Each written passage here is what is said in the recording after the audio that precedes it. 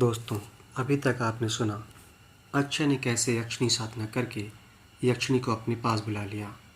यक्षिणी पास तो आ गई, लेकिन अक्षय की कुछ शर्तें मानने के लिए तैयार नहीं थी। कौन थी वो शर्तें, जानने के लिए बढ़ते हैं आगे। जैसे ही यक्षिणी ने यह बात कही तो अक्षय अचानक चौंक सा गया। अक्षय ने कहा, क्या है वो जो आप नहीं मान सकते? यक्षिणी बोली, वो मैं तुम्हें बाद में बताऊंगी, लेकिन मेरी भी कुछ शर्तें हैं। क्या तुम उन्हें मानोगे? यक्षिणी के सम्मोहन में खोए अक्षय ने बगैर कुछ सोचे समझे हाँ कर दी। उसके दिमाग में अघोरी की कही हुई बात चल रही थी, क्योंकि अघोरी ने कहा था यक्षिणी तुम्हारे सामने कुछ शर्तें रखेगी और तुम उसे मान लेना। अक्षय, हाँ, मुझे तुम्हारी हर शर्त मंजूर है। अक्षय की यह बात सुनकर यक्षिणी के होठों पर एक रहस्यमयी मुस्कान आ गई। यक्षिणी बोली, पहले तुम शर्त तो सुन लेते, लेकिन कोई बात नहीं। अब तुमने हाँ तो बोल ही दिया है, तो तुम्हें शर्त तो माननी ही होगी। मेरी पहली शर्त यह है कि तुम्हें हर रात मेरे लिए कच्चा मांस लाना होगा। मेरी दूसरी शर्त यह है कि तुम मुझसे कभी भी वापस जाने के लिए नहीं कहोगे। जिस दिन तुमने ऐसा किया उस दिन मैं तुम्हें मार दूंगी और आज़ाद हो जाऊंगी। मेरी तीसरी शर्त यह है कि मैं तुम्हारे साथ हमेशा तुम्हारी पत्नी बनकर रहूंगी, और एक पति अपनी पत्नी को जो शारीरिक सुख देता है वो मुझे तुम दोगे। मेरी दो शर्तें और हैं जो मैं तुम्हें वक्त आने पर बता दूंगी। अक्षय, मुझे तुम्हारी हर शर्त मंजूर है। बस मैं धन दौलत बंगला गाड़ी और संसार का हर ऐशो आराम चाहता हूँ। अक्षय की ये बात सुनकर यक्षिणी के होठों पर मुस्कान आ गई। वो अक्षय के बेहद नज़दीक आ गई। यक्षिणी बोली, मुझे तुमसे यही उम्मीद थी मेरे अक्षय। अक्षय यक्षिणी के सम्मोहन में एक बार फिर से खो गया, और नादान नहीं जानता था कि बगैर शर्त सुने उसने यक्षिणी की सारी शर्तें मानकर क्या मुसीबत मोल ले ली थी। कहते हैं इंसान की फितरत में जल्दबाजी होती है, लेकिन वो इसी जल्दबाजी की वजह से खुद को मुसीबत में डाल देता है। बहुत देर तक यक्षिणी को ऐसे ही निहारने के बाद अक्षय यक्षिणी की ओर देख कर बोला, वैसे मैं तुम्हें किस नाम से पुकारूं? यक्षिणी, तुम मुझे किसी भी नाम से पुकार सकते हो, मोहिनी, रागिनी या तुम्हें जो भी पसंद हो। अक्षय ने कहा, मैं तुम्हें रागिनी के नाम से बुलाया करूँगा। यक्षिणी, जैसी तुम्हारी मर्जी। याद रखना, मैं तुम्हारे साथ तुम्हारे साए की तरह रहूँगी। सिर्फ तुम मुझे देख सकोगे, मुझे कोई दूसरा नहीं देख सकेगा। जब तक मैं ना चाहूँ तब तक मैं तुम्हारी आंखों के सामने हमेशा रहूँगी। अक्षय, ठीक है, जैसा तुम चाहो। वैसे मैं पूरे 11 दिन का भूखा और प्यासा हूँ। अक्षय का इतना कहना था कि यक्षिणी जाकर अच्छे से बुरी तरह लिपट गई, और एक तेज ठंडी हवा का बवंडर उठा।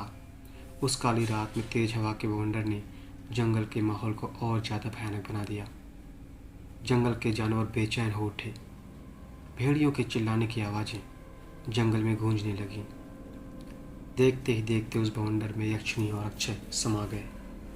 अचानक बवंडर शांत पड़ गया। सब तरह के अजीब सा सन्नाटा पसर गया। अब उस भयानक जंगल में कोई नहीं था सिवाय एक व्यक्ति के, जिसकी आंखें रात के अंधेरे में भेड़िए की तरह चमक रही थीं। वो पेड़ के पीछे छुपा हुआ सब कुछ देख रहा था। वो व्यक्ति कोई और नहीं बल्कि वही अघोरी था जिसने अक्षय को प्राचीन किताब दी थी। वो धीरे धीरे कदमों से चलता हुआ उस तरफ आ गया जहाँ कुछ देर पहले अक्षय यक्षिणी साधना कर रहा था। उस गोल घेरे में वो प्राचीन किताब पड़ी थी जिसे अक्षय यक्षिणी के सम्मोहन में भूल ही गया था। उस अघोरी ने वो किताब उठाई और एक रहस्यमयी मुस्कान उसके होठों पर थी। अचानक एक तेज हवा का झोंका आया, और देखते ही देखते वो अघोरी उस हवा में गायब हो गया। मगर उसी जंगल में उस पीपल के पेड़ से थोड़ी ही दूर एक साधु अघोरनाथ अपने शिष्य मोहन के साथ आंखें बंद करे हुए बैठा हुआ था। सामने आग जल रही थी और उस आग के ऊपर एक मटकी टंगी हुई थी। उस साधु का शिष्य साधु के सामने बैठा हुआ साधु को देख रहा था। अचानक एक जोरदार धमाके के साथ मटकी फूट गई।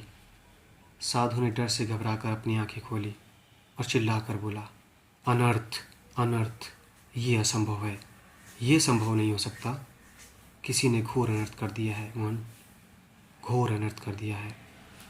अघोरानाथ के चिल्लाने से उसका शिष्य मोहन घबरा सा गया। उसने अपने गुरु को इतना डरा और घबराया वो कभी नहीं देखा था। मोहन डरते डरते अघोरानाथ से बोला, क्या हुआ गुरुजी, आप इतने घबराए हुए क्यों हो? मैंने आपको कभी इतना घबराया और डरा हुआ नहीं देखा है। सब कुछ ठीक तो है ना? अघोरानाथ, कुछ भी ठीक नहीं है मोहन। मुझे किसी अनहोनी का एहसास हुआ है। कुछ ही देर पहले जो तूफान उठा था, शायद वो तूफान उसी बुरी शक्ति का ही संकेत था। मोहन, कैसी अनहोनी गुरुजी? अघोरानाथ, तूने देखा नहीं मोहन, किस तरह से इस मटकी के टुकड़े टुकड़े हो गए। ये विनाश के संकेत हैं। कोई ऐसी शक्ति इस धरती पर आई है जो इस धरती की नहीं है। मोहन, मैं आपकी किसी भी बात का मतलब नहीं समझ पा रहा गुरुजी। कैसी बातें कर रहे हैं आप? अघोरानाथ, मेरे कहने का मतलब यह है कि किसी ने इस धरती पर किसी दूसरे लोक के प्राणी को अपने बुरे मकसद के लिए बुलाया है। मोहन, भला दूसरे लोक के प्राणी से मटकी टूटने का क्या संबंध है? अघोरानाथ, जो मटकी टूटी है मोहन, वह मटकी कोई मामूली मटकी नहीं थी। इस धरती की बुरी सी बुरी शक्ति भी इस मटकी को नहीं तोड़ सकती। मटकी के टूटने का संकेत किसी बुरी शक्ति के आगमन का संकेत है। मोहन बोला, लेकिन हमें पता कैसे चलेगा गुरुजी कि यह शक्ति किस लोक से आई है और किसने उसे बुलाया है? उसका क्या मकसद हो सकता है? अघोरानाथ, इसका पता लगाना बहुत ज़रूरी है मोहन। जब भी किसी दूसरे लोक की शक्ति इस धरती पर आई है तो उसके साथ सर्वनाश ही लाई है। मोहन कहता है, गुरुजी आप कैसे पता लगाएंगे ये? अघोरानाथ, उस दूसरी दुनिया की शक्ति के बारे में जानने के लिए किसी दूसरी दुनिया के प्राणी को ही बुलाना होगा। इतना कहकर अघोरानाथ ने अपनी झोली में रखी हुई शमशान की मुट्ठी भर राख निकालकर जमीन की ओर फेंक दी। जैसे ही शमशान की राख ने जमीन को छुआ, अचानक चारों ओर एक भयानक हवाओं का शोर बढ़ गया और ज़मीन हिलने लगी। ज़मीन को हिलता देख मोहन घबरा गया, मगर अघोरानाथ ने आंखों ही आंखों में मोहन को अपनी जगह से ना हिलने की चेतावनी दे दी। मोहन के पैर वहीं के वहीं जम गए। कुछ देर तक ज़मीन हिलती रही। जिस स्थान पर शमशान की राख गिरी थी, अचानक वहाँ की ज़मीन फटी और उसमें से एक काला धुआं निकलकर बाहर आ गया। देखते ही देखते हुए काला धुआं एक परछाई की शक्ल में आ गया। अघोरानाथ की ओर गुस्से से देखने लगा। उस परछाई की आंखें बिल्कुल लाल थीं, जैसे कि उसकी आंखों में आग के शोले निकल रहे हों। उस परछाई ने क्रोधित होकर अघोरानाथ की ओर देखकर कहा, क्यों बुलाया है मुझे? अघोरानाथ ने, कुछ देर पहले मुझे यहाँ पर बुरी शक्ति का संकेत मिला है और उस बुरी शक्ति इस दुनिया की नहीं है, किसी दूसरी दुनिया की है। मुझे बता कि किसने और क्यों बुलाया है इसे। अघोरानाथ की यह आवाज़ सुनकर वो परछाई जोर जोर से हंसने लगी और उसकी हंसी इतनी भयानक थी कि मोहन को पूरा जंगल हिलता हुआ सा महसूस हुआ। अचानक उसने हंसना बंद कर दिया और अघोरानाथ की ओर देखकर कहा, जिसे आना था वो तो इस लोक में आ गया। अब तुम क्या कर लोगे? अब तुम कुछ नहीं कर सकते, क्योंकि वह तुमसे ज़्यादा ताकतवर है। अघोरानाथ, मुझे क्या करना है और क्या नहीं करना है तू मुझे इतना ज्ञान मत दे। तू मुझे सिर्फ इतना बता कि वो शक्ति कहाँ से आई है। अचानक वो परछाई अघोरानाथ के चेहरे के करीब आ गई और उसने भारी आवाज़ में बोला, यक्षिणी नाम है उसका, किसी ने यक्षिणी साधना की है। यक्षिणी का नाम सुनते ही अघोरानाथ के माथे पर चिंता की लकीरें दिखाई देने लगीं। अघोरानाथ ने उस परछाई से कहा, यक्षिणी साधना इतनी सरल नहीं होती। इस क्रिया को करना बहुत ही मुश्किल काम होता है। इसके लिए तो हजारों साल पुराना दुर्लभ पीपल का वृक्ष चाहिए होता है। उस प्राचीन काली किताब के मंत्र चाहिए होते हैं। वो प्राचीन काली किताब जिसमें वो मंत्र लिखे हैं, वो तो इस यक्षलोक का द्वार खुलता है, जिससे वो काली किताब तो हजारों साल पहले नष्ट कर दी गई थी। इस दुनिया में सिर्फ 3 या 4 ऐसे साधु हैं जिन्हें वो मंत्र याद हैं, मगर वो साधु मोह माया से मुक्त हैं। परछाई ने बोला, वह हजारों साल पुराना दुर्लभ पीपल का पेड़ इसी जंगल में मौजूद है और वो प्राचीन किताब नष्ट नहीं की गई थी बल्कि छुपाई गई थी, और किसी ने उस प्राचीन किताब को ढूंढ लिया है। अघोरानाथ इससे ज़्यादा मैं कुछ और नहीं बता सकता। इतना कहकर वो परछाई जमीन के अंदर समा गई और चारों ओर एक गहरा सन्नाटा छोड़ गई। अघोरानाथ ने बेहद चिंता भरे स्वर में मोहन की ओर देख कर कहा, यक्षिणी साधना उस काली किताब के मंत्रों द्वारा की गई है। उस काली किताब में दूसरी दुनिया के द्वार खोलने के मंत्र लिखे हैं, और किसी मूर्ख ने दूसरी दुनिया के द्वार खोल दिए हैं। अब उस यक्षिणी के पीछे यक्ष भी आएंगे। इससे पहले कि मासूम और निर्दोष इंसानों की जान जाए, हमें जल्द से जल्द कुछ करना होगा। इस घटना के 3 महीने के बाद आधी रात का वक्त था। चारों ओर कोहरा फैला हुआ था। कुछ देर पहले ही बारिश हो चुकी थी। इंस्पेक्टर अपनी बाइक को रोड पर फुल रफ्तार से दौड़ा रहा था। अचानक उसे ऐसा लगा जैसे उसकी बाइक के सामने बड़ी तेज़ी से कोई गुजरा हो। इंस्पेक्टर अरुण ने फुर्ती से बाइक के ब्रेक दबा दिए। अचानक ब्रेक दबने से उसकी बाइक का संतुलन बिगड़ गया और वो बाइक सहित नीचे गिर गया। कुछ देर की कोशिश के बाद वो संभल कर उठकर बैठ गया। एक अजीब सा खौफ उसने अपने शरीर में महसूस किया। तभी उसके कानों में किसी लड़की की आवाज़ टकराई। आपको ज़्यादा चोट तो नहीं लगी? इतनी रात में उस सुनसान सड़क पर लड़की की आवाज़ सुनकर वो चौंक कर उस दिशा की ओर देखने लगा जहाँ से आवाज़ सुनाई दी थी। चारों ओर अंधेरे के कारण उसे कुछ दिखाई नहीं दे रहा था। इंस्पेक्टर अरुण ने तेज आवाज़ में कहा, कौन है? कौन है? जो भी है सामने आए। अचानक तेज और ठंडी हवाएं चलने लगीं। मौसम में अचानक आए परिवर्तन को देख इंस्पेक्टर बहुत हैरान हुआ। तभी इंस्पेक्टर अरुण ने देखा कि एक बेहद खूबसूरत लड़की काली साड़ी में उसके सामने खड़ी थी। इंस्पेक्टर अरुण, आप कौन हैं और इतनी रात में इस सुनसान सड़क पर अकेली क्या कर रही हैं? इंस्पेक्टर अरुण की आवाज़ सुनकर वो लड़की धीरे धीरे कदमों से उसके बेहद करीब आ गई और उसने वासना भरी नज़रों से देखने लगी। इंस्पेक्टर अरुण उसकी सुंदरता में खो गया। इंस्पेक्टर अरुण ने कहा, आपने मेरी बात का जवाब नहीं दिया। क्या नाम है आपका? लड़की, मेरे कई नाम हैं, लेकिन तुम्हारी दुनिया के लोग मुझे यक्षिणी के नाम से पुकारते हैं। इतना कहते ही उस लड़की का चेहरा बेहद भयानक हो गया। उसके दांत किसी जंगली भेड़िए की तरह बाहर आ गए। अचानक उसने जंगली भेड़िए की तरह इंस्पेक्टर अरुण की गर्दन दबोच ली। उसने अपने दांत गड़ा दिए। इंस्पेक्टर की दिल दहला देने वाली चीखें सन्नाटे को चीर गईं। इंस्पेक्टर मृत अवस्था में जमीन पर गिर पड़ा। अचानक इंस्पेक्टर अरुण की लाश में एक भयानक परछाई निकली। उस यक्षिणी ने अपना मुंह खोल दिया और देखते ही देखते वो परछाई उस यक्षिणी के मुंह के अंदर समा गई। दूसरे दिन इंस्पेक्टर अरुण की मौत की खबर शहर में जंगल की आग की तरह फैल गई।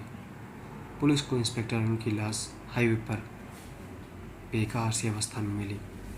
लिली अपने बंगले के गार्डन में अपने दोनों दोस्तों विनी और एंडी के साथ बैठी हुई इसी हत्या के बारे में चर्चा कर रही थी।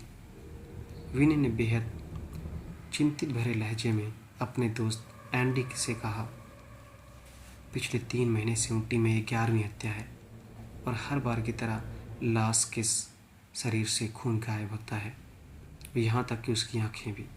समझ में नहीं आता कि इतनी बेदर्दी से हत्या कौन कर रहा है। एंडी, पहले तो हम पुलिस तक भरोसा करते थे। पुलिस वाले भी लगातार यही आश्वासन दे रहे थे कि हम जल्द हत्यारे को पकड़ लेंगे, मगर अब तो पुलिस वालों की ही हत्या होने लगी। अब पुलिस वाले ही मारे जाएंगे तो हम जैसे नागरिकों का क्या होगा? एंडी की बात का लिली ने कोई जवाब नहीं दिया। वह बस गहरी सोच में डूबी थी। विनी, तू क्या सोच रही लिली? तूने तो लगता है कि हमें कुछ दिनों के लिए ऊटी छोड़कर चले जाना चाहिए। मेरी जान, तो हम ऑस्ट्रेलिया चलते हैं ना? एंडी ने कहा, मुझे लगता है विनी सही कह रही है। जब तक ऊटी में सब कुछ सही नहीं हो जाता, हमें यहाँ से चले जाना चाहिए। एंडी की बात का लिली ने घूरते हुए जवाब दिया। लिली ने कहा, तुम अच्छी तरीके से जानती हो कि मैं अक्षय के बगैर नहीं जाऊंगी। विनी, लेकिन अच्छे से झगड़ा तो तूने ही किया था ना उस रात को। तूने सच में अच्छे के साथ वाकई बहुत बुरा बर्ताव किया था। अच्छे तुझसे सच्चा प्यार करता था। बेचारा ऐसा नाराज़ होकर गया कि अब तक वापस नहीं आया। लिली, तू जानती है यार कि मैं उस वक्त नशे में थी और नशे में उसको बुरा भला बोल दिया होगा। मुझे क्या पता था कि मेरी बात को इतना सीरियस ले लेगा। एंडी, अरे यार, ये गरीब लोग होते ही ऐसे हैं, हल्के से मजाक को सीरियस ले लेते हैं। विनी, अगर तुझे अक्षय की इतनी ही फिक्र हो रही है तो उसके घर पर क्यों नहीं चली जाती, जाकर पता लगा वो कैसा है। लिली, नहीं यार, मेरी हिम्मत नहीं हो पाई। क्यों ना तुम लोग भी मेरे साथ चलो। एंडी, ना बाबा, मैं उस भिखारी के घर नहीं जाने वाली। अभी मेरे इतने बुरे दिन नहीं आए हैं। ऊपर से उस भिखारी ने अपना घर शहर की आबादी से दूर बनाकर सारा जंगल में रहता है। लिली, वो जंगल नहीं है, बस वहाँ से जंगल शुरू होता है। अगर तुम दोनों नहीं जाना चाहते तो ठीक है। आज अच्छे के घर जाकर मैं उससे माफ़ी मांगूंगी और कहूँगी कि मैं उसके बगैर नहीं रह सकती। शाम को लिली तैयार होकर अपनी कार के अंदर जाकर बैठ गई। उसने अपनी कार का रुख अक्षय के घर की ओर कर लिया। कुछ ही देर के बाद लिली का कार अक्षय के घर के सामने खड़ी थी। आसमान में काली घटा और चारों ओर कोहरा छाया हुआ था, मगर लिली को यह देखकर हैरत की इंतहा नहीं रही कि अक्षय के टूटे फूटे घर की जगह एक बेहद आलीशान और शानदार कोठी नजर आ रही है। इतनी भव्य कोठी लिली ने अपने जीवन में कभी नहीं देखी थी। लिली इस कोठी को देखकर अपने आप से बोली, कमाल है, यहाँ तो अक्षय का घर था, यहाँ अचानक इतनी भव्य कोठी कैसे बन गई। 3 महीने में इतनी बड़ी और खूबसूरत कोठी बनना तो नामुमकिन है। लिली अपने मुंह ही मुंह में ये बड़बड़ा ही रही थी कि अचानक उसे उस कोठी के गेट पर एक परछाई दिखी। वह परछाई बड़ी फुर्ती से उस कोठी के अंदर गेट से होते हुए दरवाजे के अंदर चली गई। कोठी का मेन दरवाज़ा खुला हुआ था। लिली धीरे धीरे कदमों से उस कोठी के अंदर चली गई और कोठी के अंदर जाकर लिली की आंखें हैरत से फटी की फटी रह गईं। उसने देखा कि अंदर से वह कोठी एक बहुत बड़ा महल जैसी नजर आ रही थी, जहाँ पर सुख सुविधा का हर सामान मौजूद था। उसके अंदर रखी हुई एक एक चीज़ बहुत महंगी महसूस हो रही थी। लिली आंखें फाड़ फाड़ कर उन वस्तुओं को देख रही थी। तभी उसके कानों में किसी के कदमों की आहट गूंजी। लिली उस आहट को पहचानती थी। उसने जैसे ही पलट कर देखा तो सामने अक्षय खड़ा हुआ था, जो बेहद कीमती कोट पहने हुआ था। लिली को हर तरह देखकर मुस्कुरा रहा था। अक्षय को इतने ब्रांडेड कपड़ों में देखकर लिली उसे हैरत से देखती रही। अक्षय ने मुस्कुराकर लिली से कहा, मैं तुम्हारा ही आने का इंतज़ार कर रहा था। मुझे यकीन था तुम जरूर आओगी। मैं देखना चाहता था कि तुम्हारा प्यार सच्चा है या नहीं, लेकिन तुमने यहाँ आकर साबित कर दिया कि तुम वाकई मुझसे सच्चा प्यार करती हो। लिली, वह सब तो ठीक है, इस जगह पर एक टूटा फूटा मकान हुआ करता था, इतनी आलीशान कोठी इतनी जल्दी, ये कैसे संभव हो सकता है। लिली की बात पर अक्षय ने घूरते हुए कहा, इंसान बहुत ताकतवर होता है लिली, वह चाहे तो सब कुछ संभव है। अब दूर से खड़ी खड़ी मुझसे बातें ही करती रहोगी, अपने अक्षय को गले नहीं लगाओगी। मेरे होंठ तुम्हारे होंठों के लिए छूने के लिए तड़प रहे हैं। अक्षय की बात सुनते ही लिली दौड़ते हुए अक्षय से जाकर लिपट गई। उसने अपने होंठ अक्षय के होंठों के नज़दीक लाने की कोशिश की कि अचानक लिली को ऐसा लगने लगा जैसे किसी अदृश्य शक्ति ने पूरी ताकत से उसे धक्का मारा हो। लिली चीखते हुए दीवार से जा टकराई। वो हैरत से इधर उधर देखने लगी, मगर उसे कोई नहीं दिखाई दिया। मगर इस बात को अक्षय अच्छी तरीके से जानता था कि लिली को धक्का किसने मारा था। वह अक्षय से ठीक सामने खड़ी थी यक्षिणी, जो सिर्फ अक्षय को ही दिखाई दे रही थी। अक्षय को खा जाने वाली नज़रों से देख रही थी। यक्षिणी का यह रूप देखकर अक्षय अंदर तक कांप कर रह गया। यक्षिणी बेहद क्रोधित लहजे में बोली, मैंने तुम्हें एक स्त्री का हर शारीरिक सुख दिया है, क्या इससे तुम्हारा दिल नहीं भरा? तुम्हारे होंठ इस लड़की के होंठ तक छूने के लिए तरस रहे हैं। अक्षय को यक्षिणी के साथ रहते हुए पूरे 3 महीने हो गए थे। मगर इस बार यक्षिणी ने अक्षय को कुछ अलग ही लहजे में बात की। अक्षय यक्षिणी के इस रवैये से बेहद हैरान था।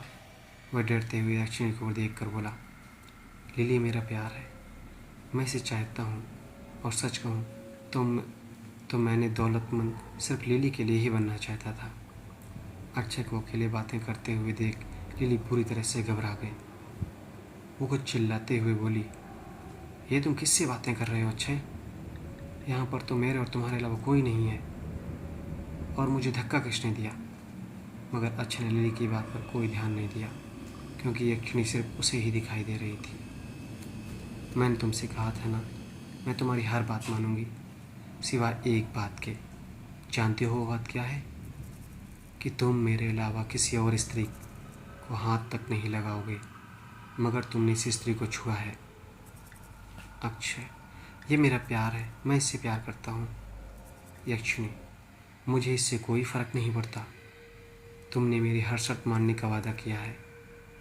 मैं तुमसे एक शर्त रखी थी कि तुम हर रोज़ मेरे लिए कच्चा मांस लेकर आओगे। यक्षिणी की यह बात सुनकर अक्षय अंदर तक कांप कर रह गया और कांपते हुए बोला, तुम क्या कहना चाहती हो? हम और तुम पिछले 3 महीने से एक साथ हैं। तुमने मुझसे कभी भी कच्चा मांस नहीं मंगवाया, और तुमने किस मांस को लाने के लिए मेरे सामने शर्त रखी थी? यक्षिणी, अगर नहीं मंगवाया तो इसका मतलब यह नहीं था कि मैं कभी नहीं मंगवाऊंगी। मेरी बात गौर से सुनो। वह शर्त इंसानों के मांस के लाने की थी। मुझे इस लड़की का मांस खाना है, और तुम्हें खुद अपने हाथों से लिली को मारकर इसका मांस प्लेट में सजाकर मुझे देना होगा। क्या अक्षय यक्षिणी की इस बात को मान पाएगा? क्या करेगा अक्षय अब? जानने के लिए देखिए अगला एपिसोड। धन्यवाद।